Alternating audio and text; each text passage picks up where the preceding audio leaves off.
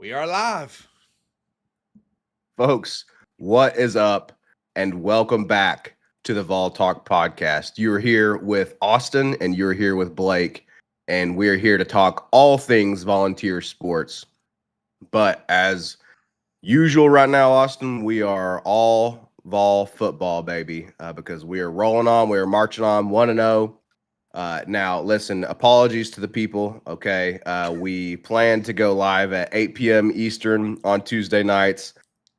But Austin, the great Jimmy Buffett once said that it's 5 o'clock somewhere. I think he meant 5 p.m. However, it also means that it's 5 a.m. somewhere, and that somewhere is where I am. It is very early. I'm very tired.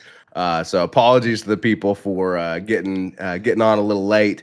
But we are here, better late than never.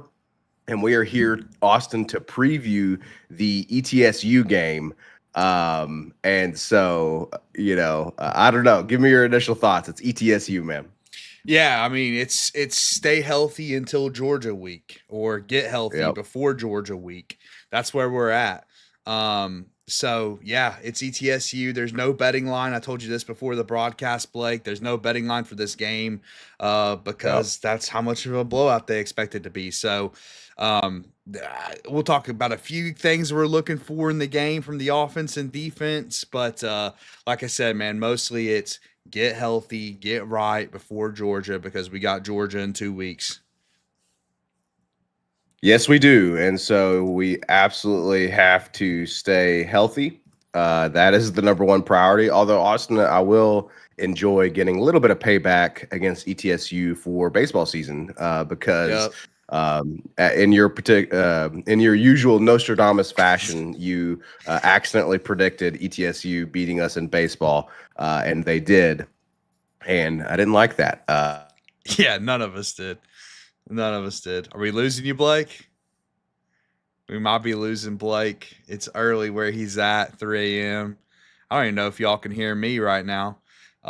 If you can hear me in the chat, let me know. Blake's connection seems to be down.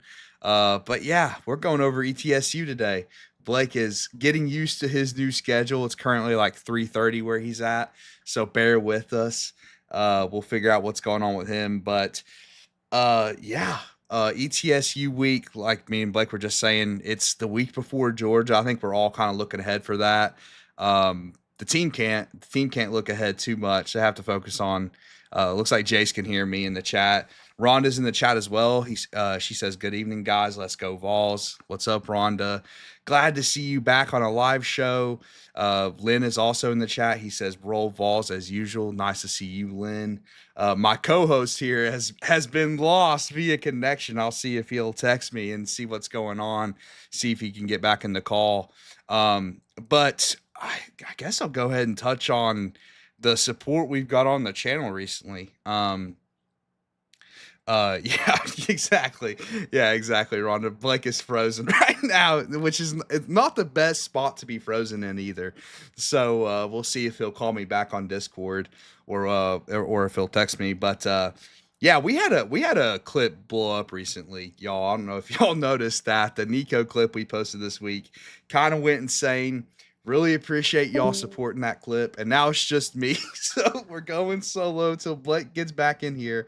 But so yeah, sorry for the unexpected technical difficulties, but oh, looks like we got Blake back. Blake, can you hear me?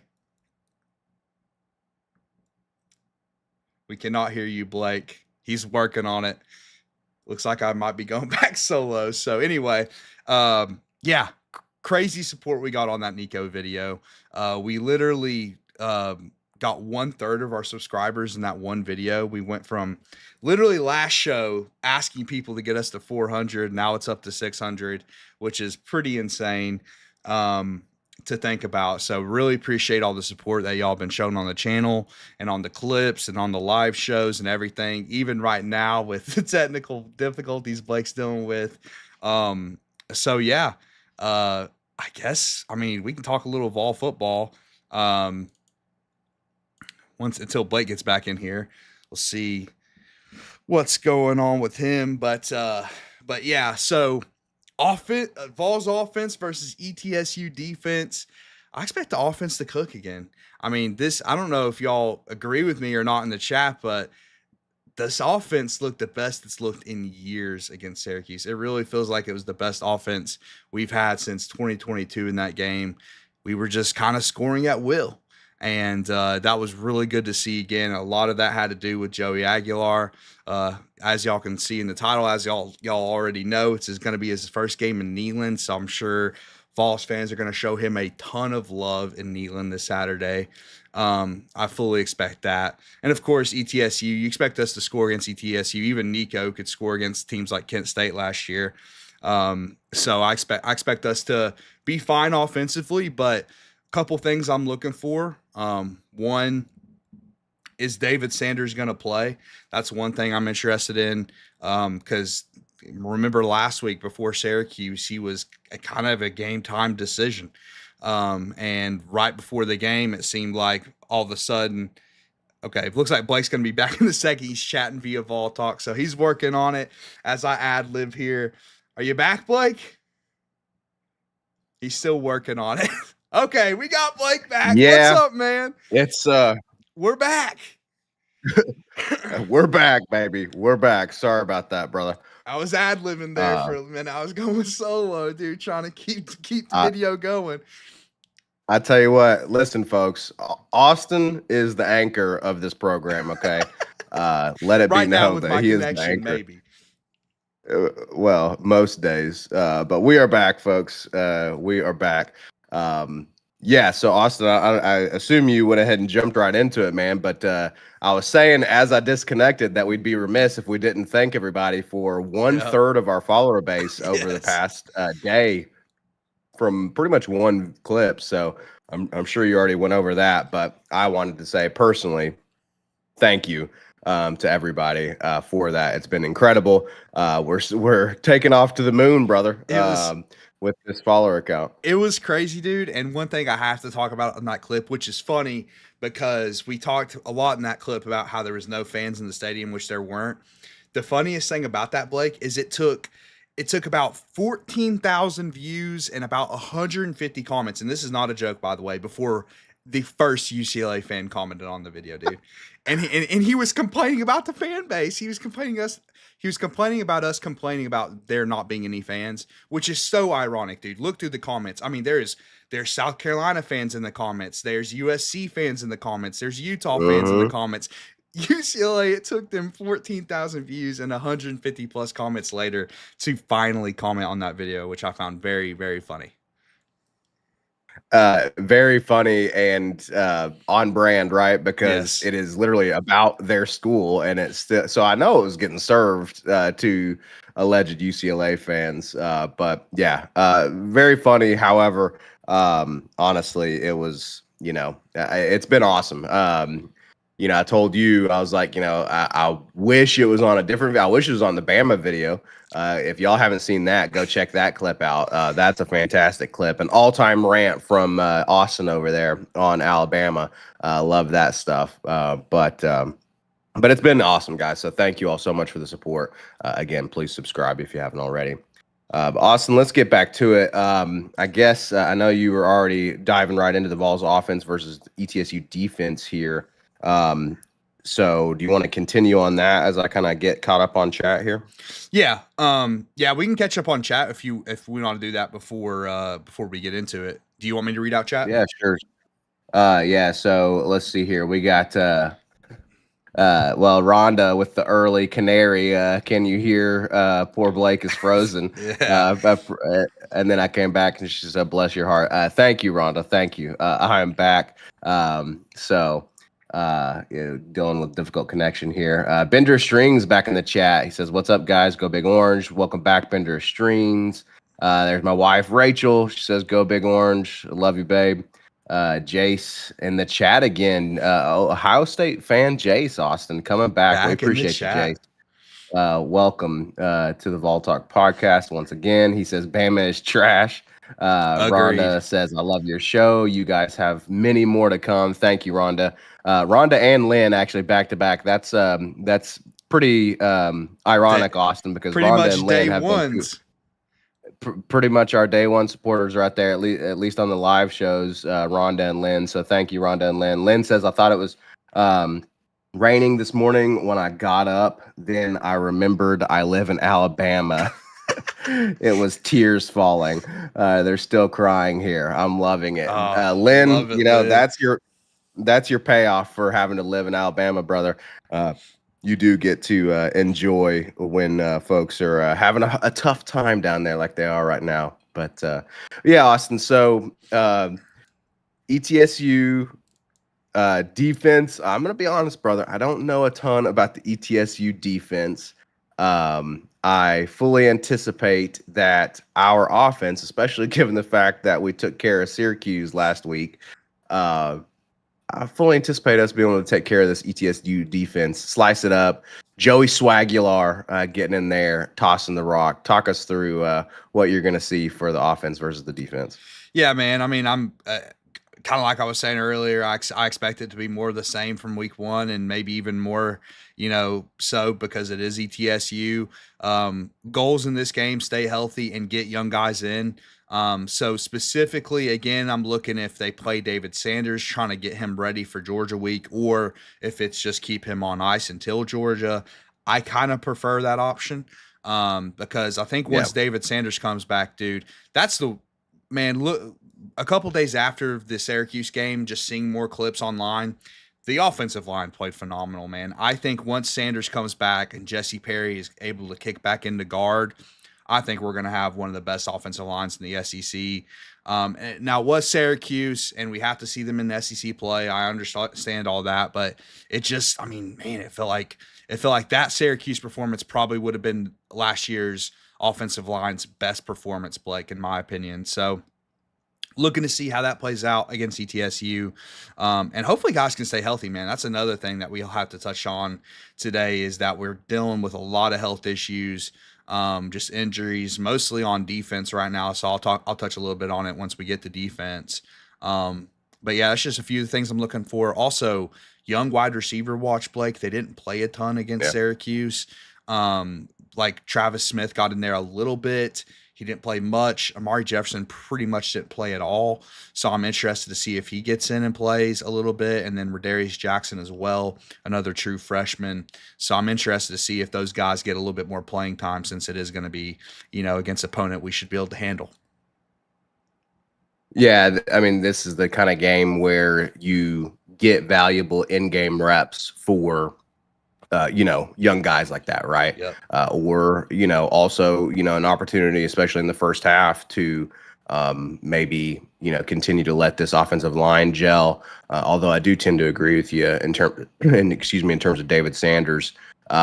If he is still banged up and needs rest, then shoot, just keep resting him, because we're going to need everybody as close to 100% as possible against Georgia.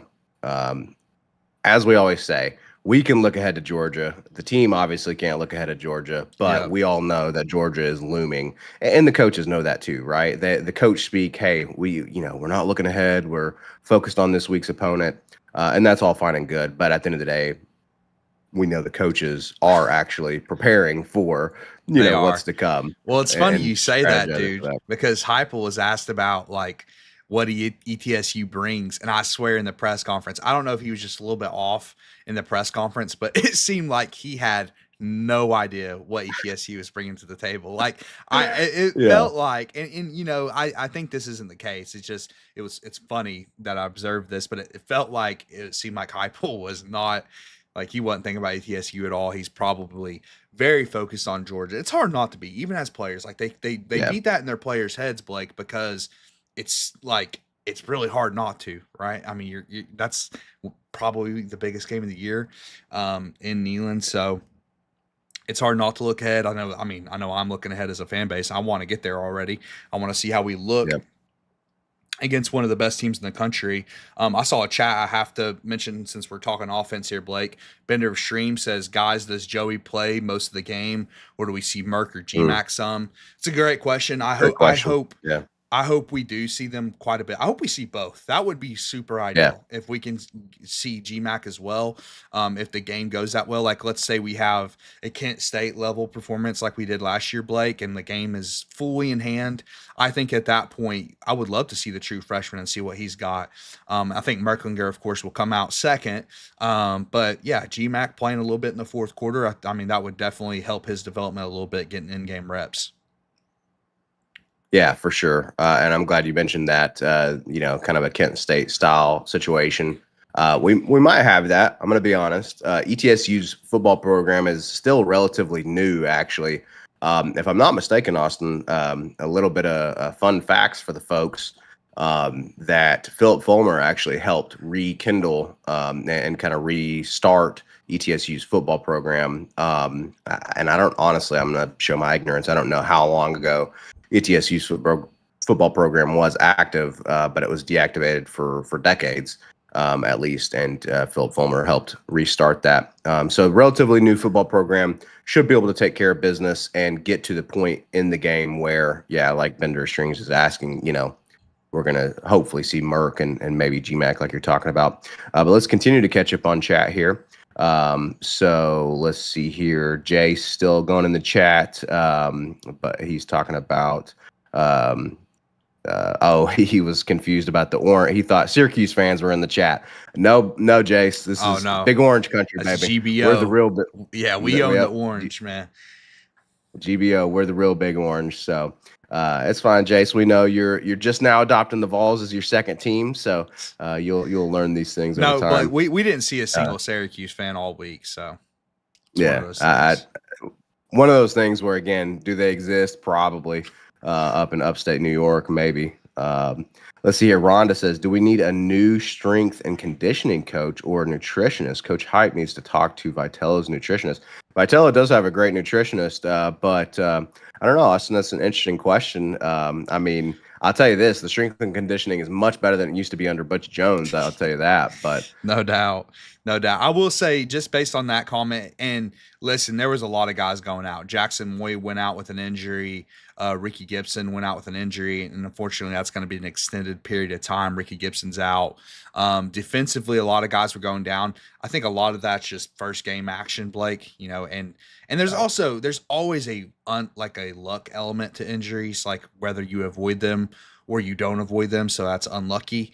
That's always a thing you have to look out for. But yeah, it's definitely unfortunate. I think that's like the one thing right now that I'm not optimistic about with this team is that, I mean, especially D-line wise, man. I mean, we're already down to our third string defensive tackle, which played well, by the way, against Syracuse. Nathan Robinson played really well. He had the strip sack, but that just speaks to the depth. But Blake, you don't have depth anymore if all your starters are hurt. Like, the point of depth is to be able to rotate guys, not, everyone's hurt, so you have to play your depth pieces. Yeah, that could be a sneaky kind of issue that, is not. I'm glad Rhonda brought that question up because it could be a sneaky issue. And I don't want to jump ahead to our UT defense versus ETSU offense segment, but it is really bad news, in my opinion, that we lost Ricky Gibson for an extended period of time. So we'll talk about that for sure. Hey, shout out to Blake G. Fellers in the chat. He says, go Big Orange. And Blake G. Fellers says, it's hard for me because I'm from Johnson City. Oh, wait, go Big Orange. That's right. Even Upper East Tennessee folks, look, y'all might cheer locally for ETSU, but when it comes time to the big time, you're always rooting for the Vols, baby. And Blake says that he'd almost rather see GMAC instead of Merklinger. I don't know. That feels bad to me, man, because, we're at one injury. Talking about injuries, we're one injury away from Merklinger being in the game. But I guess maybe he kind of agrees with your point, Austin, that, we do want some reps for GMAC because he is the future sooner rather than later. Bender Strings says, let's see here.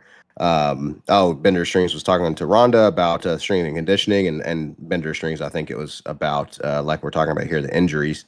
And Rhonda says we definitely need to see the other QBs. And Blake says 2023 was ETSU's last game, I think, versus Citadel. And then Jace, again, with the oranges. He now knows the power of the orange. So thank you all for chatting. Look, everyone, continue to jump in the chat here. We love chatting with you guys. Let us know your questions, your thoughts as we go through this. But Austin, any other kind of final thoughts on the offense versus ETSU defense? Not much, man. Just continue to build that continuity. It's going to be important. And it's also a good time to get a good look at the younger players. A couple of names I'll throw out: Deshaun Brame at tight end. Maybe see him play quite a bit in this game, which will be interesting. He's kind of a guy that got a little bit of camp hype, and I think he's kind of higher up on that tight end depth chart than we think. He actually got a little bit of playing time against Syracuse. And then like I already mentioned, the young wide receivers, and I am curious to see how much they play the backs as well. We have so much depth at running back, but I really want all three of those top guys like good to go, especially for Georgia, man. Like we're going to need all three of those top guys. So I expect to see some of the younger running backs as well. Yeah, for sure. And again, this is the game to do it. We got to get those in-game reps. They're huge. So, and God forbid, obviously we want to be in that position really early, right? Like first quarter or second quarter kind of situation. Well, maybe that's the before nice halftime. thing. And I guess we have to talk about this a little bit too, Blake. That's the nice thing about Heupel, though, is that Yeah. dude, for years under Butch, App State game, Yep. Jeremy Pruitt, Georgia State game, where he lost, by the way. And then there were so many of those type games where we're 30+ point favorites and we're squeaking it out in the fourth quarter, or we're just straight up losing the game. Under Heupel, that's never been the case, man. I mean, he's just never really done that with these opponents. We really don't play with our food. I mean, last year against Kent State, Blake, we were kicking onside kicks up 37 in the first quarter, if you remember. So, I mean, he really doesn't play with his food against teams like this. ETSU is a good team. They put up 45 week one, but it's an FCS opponent, so expect fireworks early in Neyland. Yeah, exactly. And I'm glad you brought that up, Austin, because Rhonda is asking in the chat that she says she doesn't know anything about ETSU football. Rhonda, you're not the only one. There's not a ton of people who do. They finished fourth last year in the Southern Conference, so they were solid. They did lose to Chattanooga last year, though, which we blew out with Nico at quarterback. So, I mean, it's a small program. I do respect their coach, though. I saw one quote from their coach, Blake. He called Neyland Stadium the Mecca of college football. Absolutely love to hear that. Love the respect, and also love that we support these small Tennessee schools, man. Like, obviously they're getting a big check to come here to play, but I love supporting, these smaller, Middle Tennessee, even East Tennessee schools sometimes to come play in Neyland. So love to see that. Yeah, huge respect to them coming down to Neyland, the Mecca of college football. That's a huge shout out. The coach is absolutely right. And who knows, Austin, maybe, to your point, they're beating up on, some kind of smaller schools, FCS schools, whatever. Had a decent season last year, not the greatest, but, I'd love to see ETSU's football program grow. And who knows, maybe they become our actual in-state rival one day. And, because we know we don't have any other in-state rivals. So it'd be nice to have an in-state rival, even an in-region rival. They're here in East Tennessee. Because we know Vanderbilt and Memphis don't even scratch the surface of a rival for in-state rivals. But Austin, let's go ahead and transition over to the UT defense versus ETSU offense. And this is in particular kind of what I wanted to talk about tonight because of these injuries, that we had, Ricky Gibson, the D-line, like you're talking about. So I'd love to kind of know where we're at there. But then also, some of those younger guys that we shouted out in the season preview, again, just like on offense, we would like to see some in-game reps for those younger guys, especially because the depth is so important at positions like D-line. So talk us through the headlines for our defense coming into this Saturday. Okay, ETSU quarterback Cade McNamara. He came from Iowa and Michigan. He actually started at Iowa a season ago, I believe, Blake. So he's actually, has some talent. Now Iowa sucked on offense, so he wasn't very successful. And now he's the ETSU quarterback. So, but he is their starter. So he has some, he has some Big Ten experience as a starter. So they actually have a pretty good quarterback, which is noteworthy, considering Syracuse did hit some explosive pass plays on us last week. But yeah, you make a great point, man. Gibson going down for a while really is tough because, I'm sure everyone in the chat probably knows this, but Jermod McCoy's still dealing with his ACL, man. He's still recovering from his ACL. So now that's why we had to play a true freshman corner, which, by the way, balled out against Syracuse, and Ty Redmond absolutely broke out in that game. And then our boy Colton Hood, which we've been talking about for a while at corner, both looked really good. But again, the issue is when your depth are now your starters, what's behind your starters? Like that's the problem. So hopefully the corners can stay healthy this week. And hopefully they don't have to play a ton. Like when you have a few injuries out of position already, Blake, you need to pull those guys as quick as possible, in my opinion. Like if you're up 28-35 in the first half, you need to just go ahead and pull those corners, get some younger guys some playing time because they need to absolutely be healthy by Georgia. I'll say I'm pessimistic for McCoy playing based on what I have seen in the Georgia game. That's what I've seen. The reports are saying he's likely not to play against Georgia, which is very unfortunate. Ricky Gibson for sure isn't playing against Georgia. And who knows? I'm not completely convinced he's not playing yet. But it's tough, man. He tore his ACL in January, so it's going to be tough for him to come back. So even though we're both so high on our secondary, dude, the depth is starting to get hurt from the injury. So we'll see how that plays out. And then I already mentioned the D-line earlier, Blake. Jackson Moy went down. Now, Jackson's not playing this week. Coach Heupel already confirmed that, but he didn't say his long-term status. I think he'll be fine long-term. And I agree with Rhonda. She says bubble wrap him. I totally agree with that. And I think that's why Jackson Moy's not playing this week, Blake. I think if it was Georgia this week, he'd probably be playing. Heupel, man, what the biggest thing that kills me about college coaches are depth charts and injury information. They do not want to give any of it, dude. So a reporter asked him about Jackson Moy and Ricky Gibson's status, and then maybe like one other question. And then he said, well, Jackson's not playing this week. And then he answered the other question, and he completely ignored him about Ricky Gibson until the guy had to ask him again. And then Heupel finally, said, hey, he's probably going to be out for a while. So it's very, very frustrating trying to get this information out of coaches and depth charts. Like there was a couple guys that played in Syracuse, Blake, that we had no idea that was going to play because he didn't release a depth chart. But yeah, I mean, I think guys that are fringe, like you said, still banged up, they're not going to play this week. They're going to, because we have such a huge game so early, which is not typical, man. This hasn't been the case in a while, playing such a marquee matchup so early on in the season. So, which kind of is very unlucky and unfortunate that we're already dealing with the injury bug. Yeah. I mean, dang, you hope that if there are going to be injuries, they come a little bit later in the season after, more of your depth pieces get those reps. But here we are before week 3 with Georgia coming to town. Now, thankfully, we do have them at home. But Georgia is the one team the past few years that we haven't been able to beat at home. They're, in fact, our only loss at home. So hopefully that streak doesn't continue. I'd love to knock off Georgia. But I don't know, Austin. I mean, do you think at the expense of potentially losing to Georgia, I guess you almost have to err on the side of caution with these injuries, right? And get these guys back healthy for the big stretch of your season, including on the road to Florida, Alabama, et cetera, right? I mean, you would prefer to win those games, even if it maybe costs you against Georgia. Yeah, that's true. I mean, that's definitely something we'll be looking at leading up to the Georgia game. Depends on how this game goes. Like, I think we all expect to get ETSU out of here early. But you just never know, man. Like you can never just like bet on that for sure 100%. So I think it depends on how this game plays out.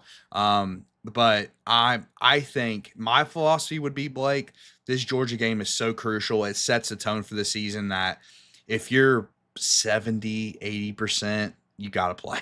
Like you gotta play. Maybe even if you're Yeah. 50%, like you gotta get out there and Dang. play if you can help the team. So that's where I would be at with that philosophy wise. So I like that. I prefer that too myself because, man, I'd love to knock off Georgia at home. And you make a great point, man. It is such a tone setter for the season because then all of a sudden hey, if you're rolling into Alabama week undefeated, you've already knocked off top ranked Georgia. Heading into that week, then all of a sudden your mentality is a little bit different. Your swag is a little bit different, right?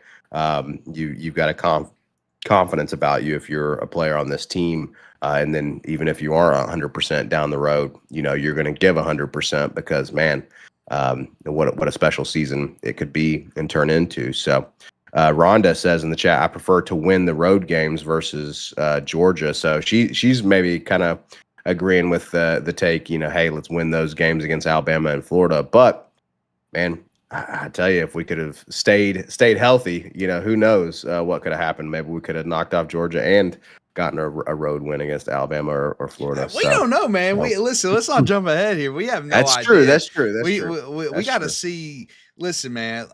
The Syracuse game.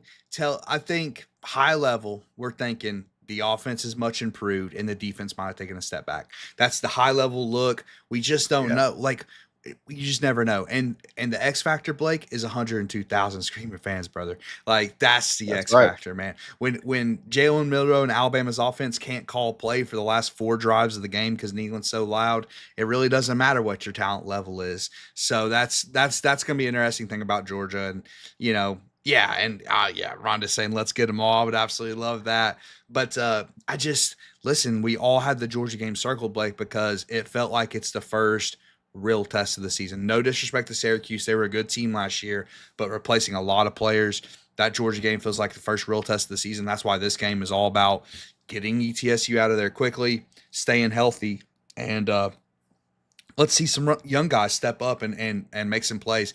On defense, as far as young guys I want to see step up, Blake, I want to see some pass rushers step up, man, off the edge in particular. Yeah. I think our interior defensive line, even though it is dealing with injuries, is still pretty solid. I want to see some edge rushers step up, man, because I was disappointed in their performance against Syracuse, to be honest with you. I want to see Jordan Ross continue to step up, man. So yeah, I mean, I would love to see that. And because he looked good in the run game, Blake. But again, like we need him. We need to be that edge setter, man. We do, because that's what James Pierce was for us last year. And I know the sack totals weren't always there, but he was consistently getting pressure. We need somebody like that again, dude. We need somebody like that again. And against ETSU, you expect him to get after it, right? This is like lower level competition. Let's look like we're going to dominate this lower level competition in the trenches, which we should. I fully expect to, but I just want to see a young guy off the edge break out in this game. Yeah, for sure. I think it's going to set a little bit of confidence heading into Georgia week 2, right? If we can go in there and dominate, especially in the trenches. But part of putting them away early is not just scoring at will on offense, but it's also bruising them and kind of showing them where they're at on defense as well, right? Kind of knocking them in the noggin and dazing them a little bit, and and then they're like, okay, we yield, already right out of the gate. That's on the defense, man. So absolutely, I'd love to see us get after the quarterback, put him in the dirt a few times early, especially coming off the edge like you're talking about. See a little bit of that replacement of James Pierce's production in some capacity for sure. So, Austin, we are going to head in here soon to our official predictions against ETSU. Any other final thoughts on the Vols defense versus ETSU offense? Any other guys that you're looking out for, anything like that? No, man, I am itching for Georgia week, dude. I'm itching for it. I'll be honest with you. These games kind of suck, even though we are supporting smaller programs, and I appreciate that. But they're not good. Like if just from an objective perspective, they're not good football to watch. It's just not. I will say, just again, another high level thing about the game.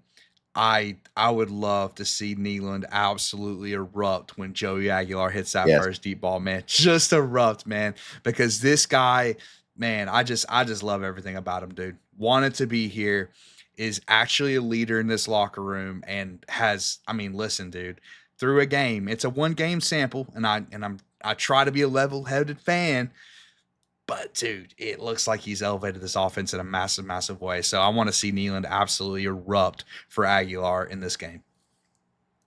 It's tough to be level-headed, brother. We're 1-0, had a big offensive performance against Syracuse last week, man. It's hard not to be full on optimism right now.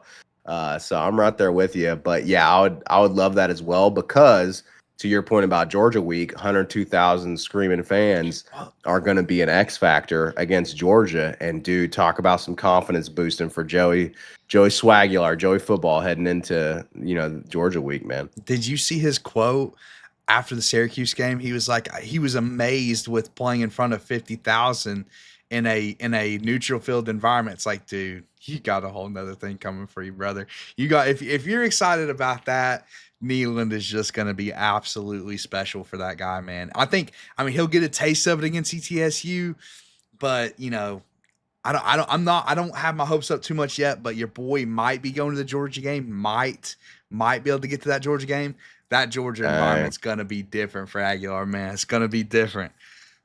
Yeah, he's going to get a taste against ETSU. It's funny though, Austin, because we're talking about playing in front of 40, 50,000 fans down there in Atlanta against Syracuse, and that was more than the Appalachian State Stadium could hold, which was like 30,000, I think. Yep. But the funny thing is that was all, still more than fans that he would have seen at UCLA, right? Because UCLA can't even get any fans in the stadium, despite the fact that it has a higher capacity than 30,000.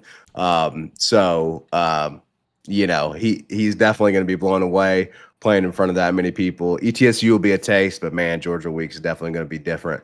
I can't wait for people to show him some love and give him that confidence boost in Georgia week. Rhonda says that I hope he's prepared. Nothing compares to Neyland.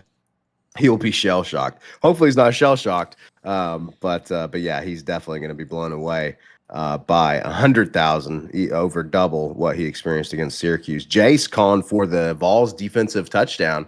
Love that. Honestly, Jace, I'd love to see a couple of defensive touchdowns, at least several turnovers for sure. But love the call out.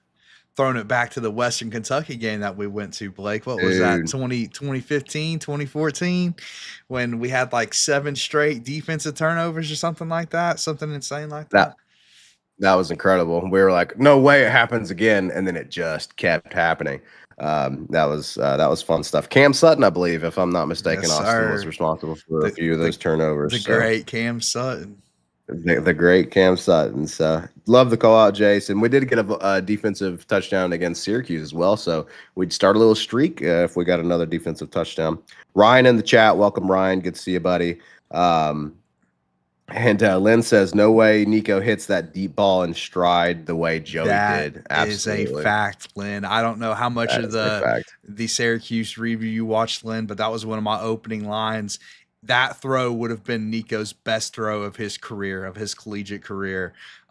We just didn't see it last year, man.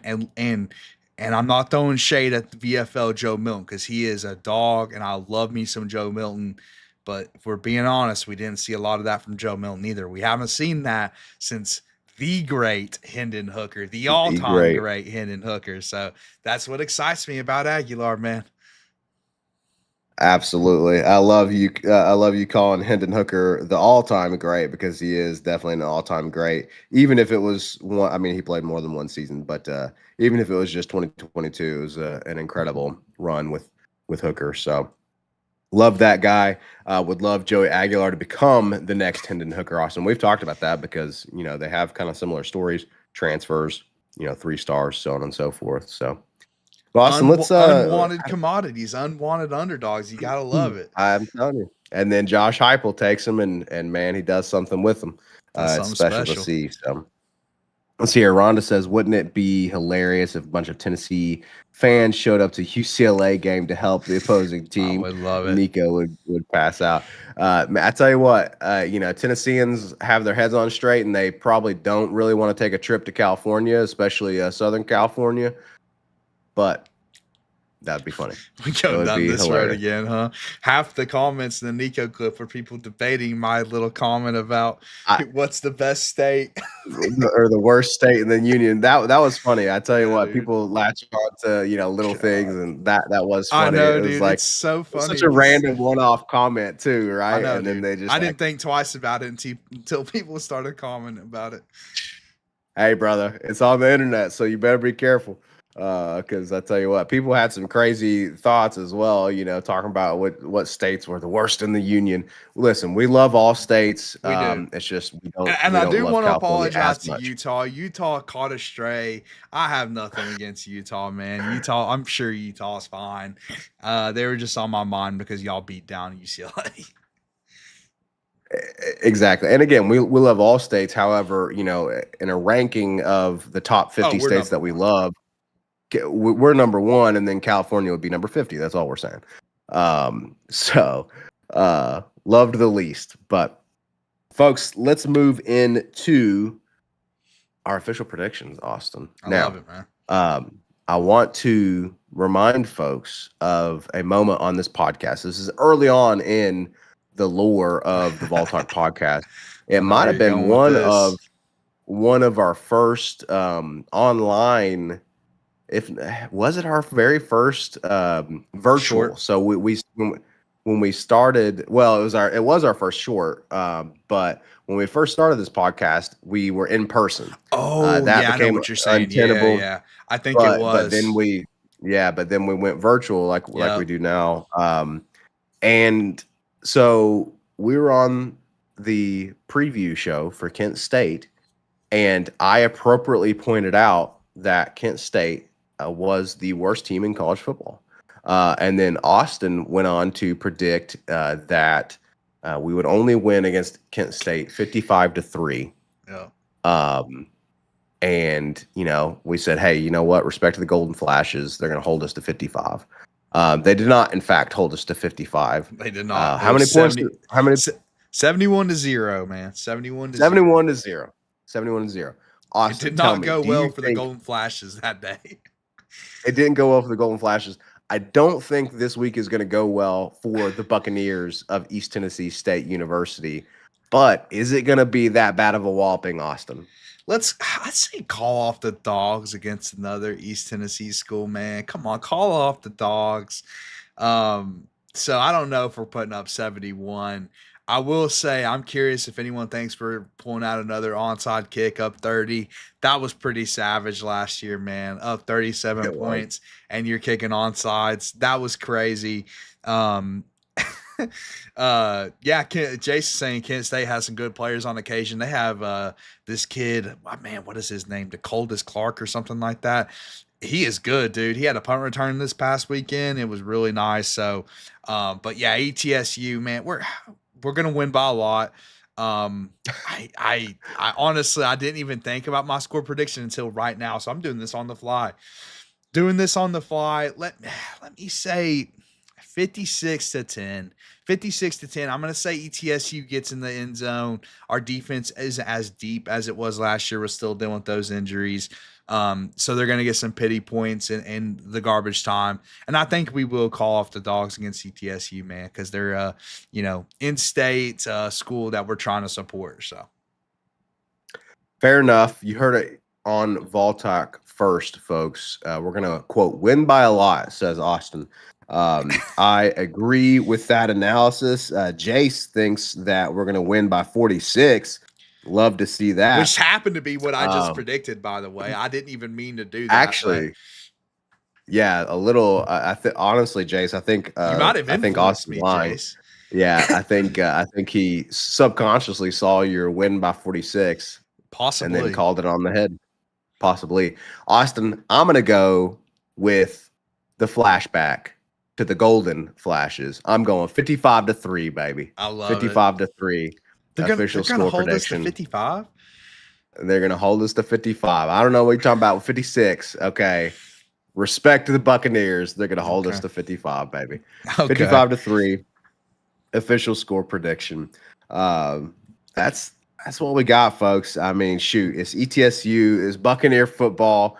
As Rhonda said, not too many people know too much about ETSU football. Austin, do you have any final thoughts on them? I did some research from the people. Like I said, they have a solid starting quarterback, I will say. And yeah, they looked good game one. It wasn't against an SEC opponent like us, though. I think we're all looking forward to Georgia, man. Let's get through this week, and then next week's preview. It's gonna be special, man. It's gonna be tense next week, dude. It's gonna be tense, okay? Because we haven't beat Georgia since 2016. That preview show might be a little bit longer, and hopefully I can bring some reports from in person. After the game, of course, not actually at the game, but after the game, and hopefully that's a win, man. Hopefully that's a win. Potentially rushing the field again. Who knows? We'll see. But we're looking forward to it, man. We're looking forward to it. I want to get past this pseudo bye week. Dang, the disrespect coming in. Last year it was me. I actually respect ETSU. I respect ETSU and their coach. I hope they stay healthy. They're going to have a good season in the Southern Conference. Go Vols against the ETSU pseudo bye week Buccaneers. Indeed. We're all looking forward to Georgia, man. It's going to be awesome. It's going to be a fun preview show. Hopefully it's a fun review show. Folks, listen, last year, Austin, whenever we would lose games, we would maybe kind of take a day or two before we'd actually record our next episode. Well, dude, let's not forget, it took us about two and a half weeks to record the Ohio State review. Exactly. It took us a while to get that one out. Unfortunately, now we're over 600 subscribers. We're on a schedule now. So unfortunately, Vol Talk has to come to the people. The show has to go on. I'm going to be completely honest with our viewers, folks. Austin and I are definitely sore losers. I would like to say that when we win gracefully, but we're also probably sore winners. But we're definitely not good at losing. So I tell you what, we would have a difficult time wanting to record, but now we have to. However, I'm hoping that it's going to be a fun review show as well. And like you said, you're going to bring us some in-person reporting from the game. So I'm excited about that. Listen, if y'all do rush the field, I'm going to need you to get a couple selfies, right? Picture it didn't happen. We'll show it on the pod if we can knock off Georgia here. Let me do one last catch up on the chat here. Lynn says, Joey was on Paul Feinbaum's show today. Sounds like a respectful young man. Answered questions with yes or no. Sir, I like that. Yeah, Lynn, you love to see a guy who represents your team well to the public, right? I mean, you definitely want to see that. So that's awesome. Jace says, I'm watching the Georgia game for sure. Jace, I think probably you're not the only one. I think a lot of people will definitely be watching that Georgia game. And then let's see here. Vols time. I don't know if I've seen you in the chat before. Welcome to the Vol Talk podcast. Vols time says this would be a trip if Joey ends up being one of the best QBs in college football at the end of the season. It would certainly be a story, Austin, if Joey Aguilar ends up in that position. It would be the story of the year, man. It would be the absolute story of the year. I mean, we're seeing with our channel and other media platforms like that. It's already a talked about story. This first trade in college football history. Who's going to win the trade? Right now, it's 1-0 us, and we'll see how the rest of the season plays out. We will indeed. But all I'm saying is, again, Hendon Hooker had a couple years, but if not for an injury, a very unfortunate injury against South Carolina, Hendon Hooker is a finalist for the Heisman.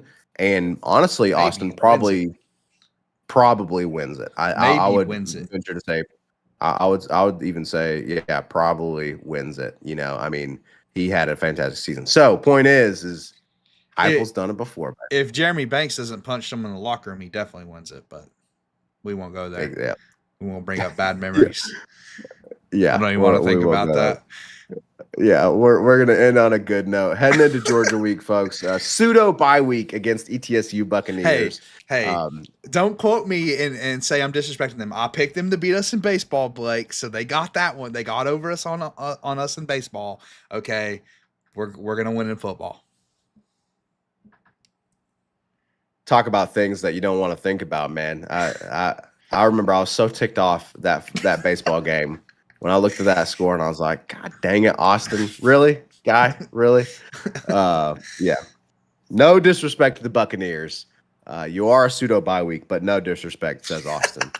Folks, we are going to continue with our schedule. Okay, as usual, we will come to you with our review shows on Sundays at 11:30 a.m. Eastern, and then our preview shows for the upcoming game on Tuesday nights at we'll probably say, Austin, more like 8:30 p.m. Eastern, at least for the time being. You got to give your boy a little bit of I'm working on it, folks. I'm working on it, okay? But definitely by 8:30 p.m. Eastern on Tuesday nights. Yeah, let's just push it back to 8:30 p.m. Eastern on Tuesdays. 8:30 p.m. Eastern on Tuesdays. But, folks, this has been a fun preview show for the ETSU Buccaneers. Please, if you haven't already, as always, subscribe to the channel. We appreciate everyone jumping in chat. Leave us a comment if you're watching after the fact. And, man, let's roll on, baby. 200 subscribers in a day, Austin, in just over a day. We can't thank you guys enough for the support. But, folks, we will catch you on the other side of the ETSU game, pseudo bye week. Until then, as always, go frickin' Vols.